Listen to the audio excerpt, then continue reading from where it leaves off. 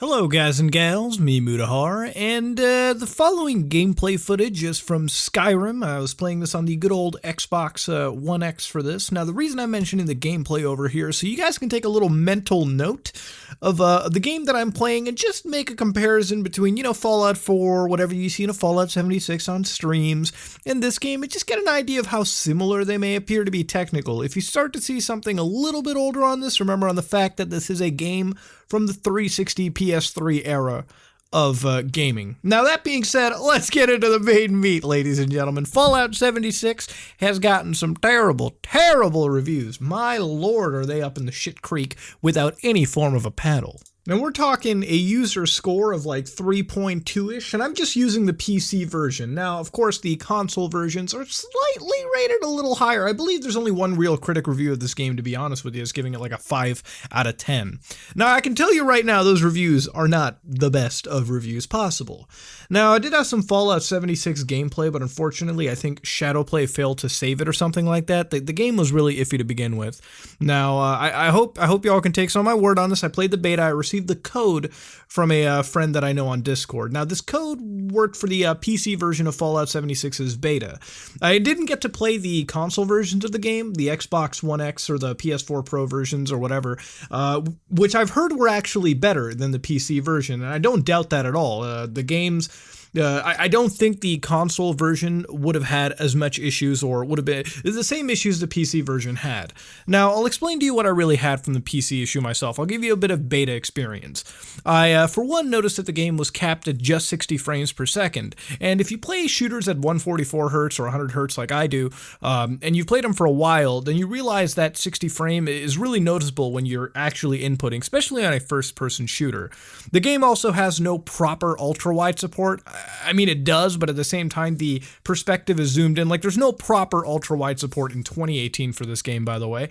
And the engine bugs that typically come from the creation engine Bethesda uses have pretty much been legacy bugs, and bugs that I've seen repeated from Fallout 4, unpatched, I would say, on the PC side.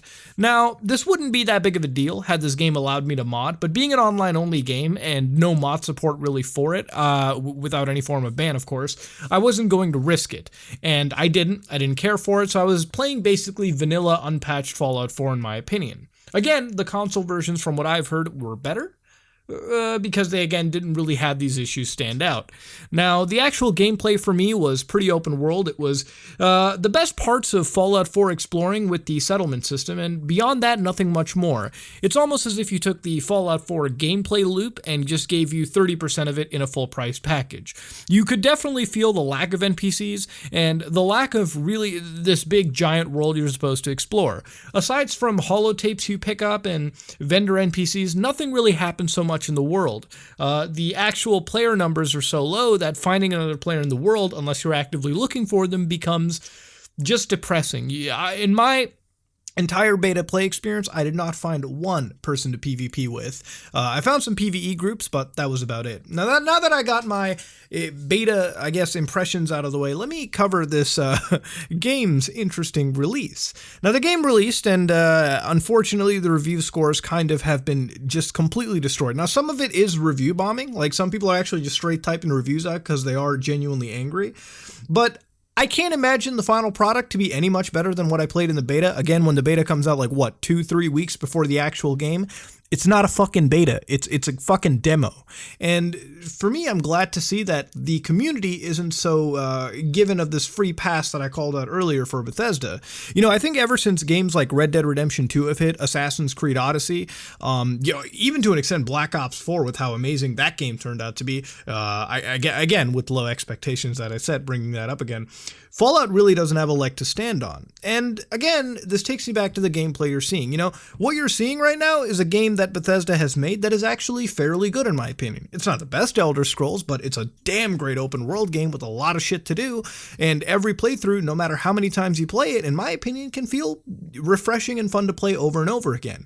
That's a good game. Fallout 76 was a game that basically took the gameplay ideas from Fallout 4, which again wasn't even the best Fallout game in my opinion, and I think many other longtime fans agree, and gave you, I would say, like 30-40% of that, put it into the final game and passed it off.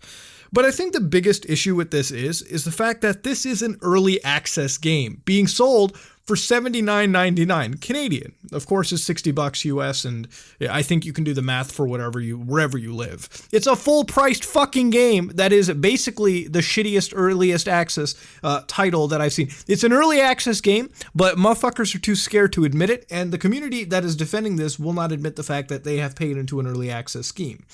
To me, this is no different than something like No Man's Sky, except No Man's Sky at least had an interesting tech demo idea going for it, that procedural generation tech.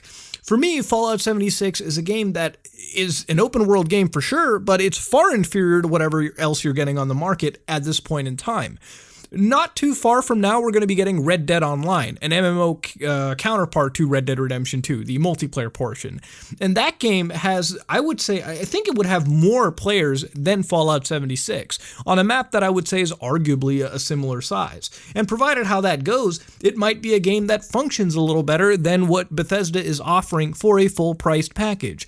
The only difference is that game is selling itself on its single player, and the multiplayer, I believe, second. It's going to be whatever Rockstar wants to pump into it, which is a damn fine shame, let me put it that way, because Bethesda has created this game which, to be honest with you, will take a year before it gets even playable. To me, this wouldn't be that big of a deal had they charged us like $30, $40 for it in the first place. Not full fucking price for a game that has far less content than anything else in the Fallout name. This is a game that, of course, I will admit is a spin-off, and I think the community that is defending it is very adamant in telling me that it is a spin-off. I get Fallout 76 is a fucking spin-off, but the review scores given to it are pretty accurate as to what you're getting. This is Fallout in name only, in my opinion, because to me, this plays like Fallout, this plays like Rust or something in that vein, but it's given the Fallout treatment, it's given the name. And there are parts of this game that I definitely appreciate, which is why I say if it is $30 to $40, I may buy into it a year later when it hits a sale price, or when the content in it is justifiable enough to get into the game whole soul. Because right now, it looks like a game that is rivaling No Man's Sky in terms of a terrible launch, and a terrible launch indeed. I'm reading things about players already finding ways to cheat using nuclear codes in the game, all that kind of stuff. The same bugs that have carried Legacy over from the creation engine are alive and well in this game on release date. There was no doubt that Todd Howard admitted to a fucking shitty release on this game, but you know what? I think shitty release is kind of an understatement, given the context of what people were waiting for, what they got, and I guess to an extent when we saw this game at like E3, what we expected it to fucking be. I'm not here to shit on the game because it's a good opportunity to or whatever. I was hoping that every game that comes out is a fairly decent title, because at the end of the day, no one wants a shitty fucking game, okay? Nobody wants a game to be bad, all right? If you genuinely want a game or a game console or something to be bad, I think there's something wrong with you. Don't you want more good things so that when you're done with one good thing, you can say, man, look at the other good thing, I'll go for that. Fallout 76 is a game that I wish, no matter how much was going against it, no matter how much shit people tossed at it, was going to at least be a fun little game to play with your friends. And you know what? The argument where everything is fun with friends is still true. I bet if I had all my friends playing this, it would be great. But how long would we personally be playing this game? 5, 6, a week, 2 weeks tops, before we realized we bought into an early access scheme that was probably better waiting a year for when it hits sales and has content Bethesda has put in. This, to me, reminds me of the days of ESO when it launched. There wasn't exactly a true awesome fanfare launch to it either. There was plenty of things done wrong, but even that wasn't even close to a train wreck as this is. For me to buy into something like this, a Fallout MMO, if you can fucking even call it that, you know, when you have like 20 something players and like a map that is the biggest in Fallout, like, to me, if you're going to sell something like this, it has to have content worth buying into, which is, of course, the only downside I'm finding to it, amongst the massive technical issues, which is another big deal. Bethesda's name, to me, was at least shown on the PC. Bethesda while they did make games for Xbox and PlayStation, they have a pretty hardcore strong PC base. And for you to shit on your PC base this fucking hard, for you to nut on their faces without them even asking you for that nice fine nut, is pretty insulting in my opinion, okay? There are plenty of game developers from Japan, a country historically known, in my opinion, for giving shitty PC ports. You remember most Japanese ports back in the day of earlier PC gaming were notorious ass. Until very recently when they decided, you know what, we have a PC market, let's actually cater to them and make a proper product. Because when all your markets are paying the same price, that game better run fucking great on any Xbox, it better run great on any PlayStation, it better fucking run smooth on PC. And if you release that shit on Mac or a fucking toaster, it better run perfect on a toaster and that Mac or anything else. The way that they have treated this PC release by leaving literally legacy level bugs running around in the game, easy hacks running, no form of protection, no form of foresight, no form of looking into advanced features to implement for hardcore, more enthusiastic gamers, is just showcasing of how little they give a shit about this game in the first place. And if I sound passionate, it's because I am. I love Bethesda. I love these open world games, these adventures that they make, because they take me away from a lot of bad stuff. They put me into a world that I enjoy traveling in, making stories in, spending hundreds upon hundreds of hours in, then finishing the fucking main story.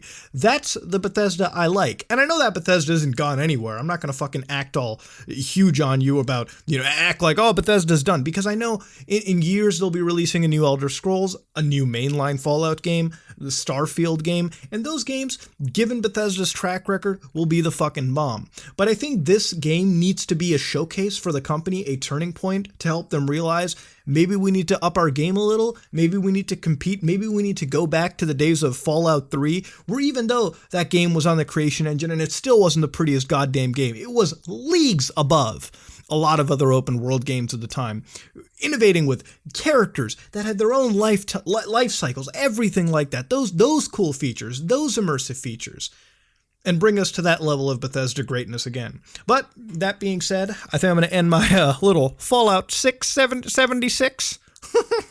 wonder what's going to happen to this game in the lore when Fallout 75 comes out, when my great-great-grandkids are playing it. You let me know what you think about that scenario. But if you like what you saw, please like, comment, and subscribe. Just like if you dislike it, I am